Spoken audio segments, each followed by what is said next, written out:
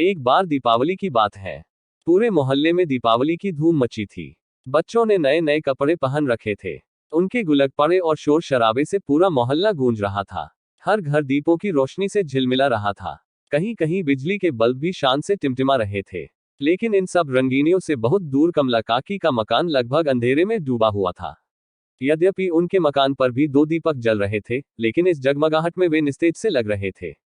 दूसरे किसी को इसकी खबर हो या ना हो, लेकिन नन्हे आदित्य को यह बहुत अजीब लग रहा था।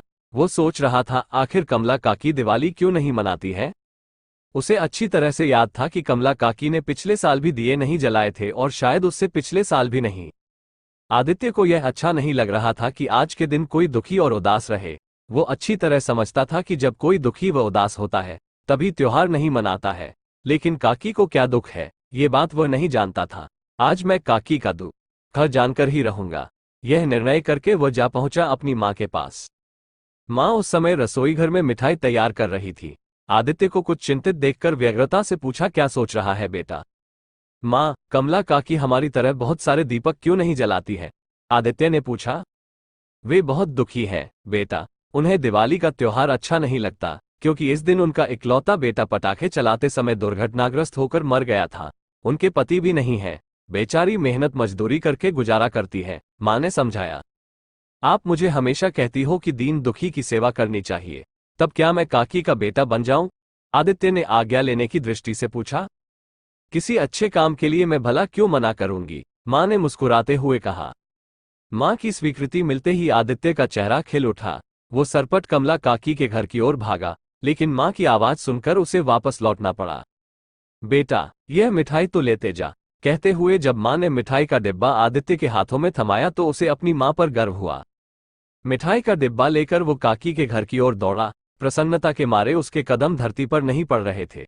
आज वो किसी बेसहारा का सहारा बनने जा रहा था। शीघ्र ही वो कमला काकी के घर पहुंच गया। काकी घर के एक कोने में बैठी रो रही थी। शायद उन्हें अपना बेटा याद आ रहा था। काकी, आप रो रही हो, आदित्य ने पूछा, पर काकी चुप बैठी रही, जैसे कुछ सुना ही न हो। आदित्य ने काकी को हाथ से झकझोरकर पूछा, बताइए काकी, आपको क्या दुख है। लेकिन काकी ने आदित्य के प्रश्न का कोई जवाब नहीं दिया। अपने आंसू पोंछते हुए उन्होंने आदित्य को बैठने के लिए कहा, पर आदित्य तो जैसे घर से दृढ़ निश्चय करके आया था। बोला, मैं जानना चाहता हूं कि आप दीपावली के दिन बहुत सारे दीपक क्यों नहीं जलाती और आप अभी रो क्यों रही हो।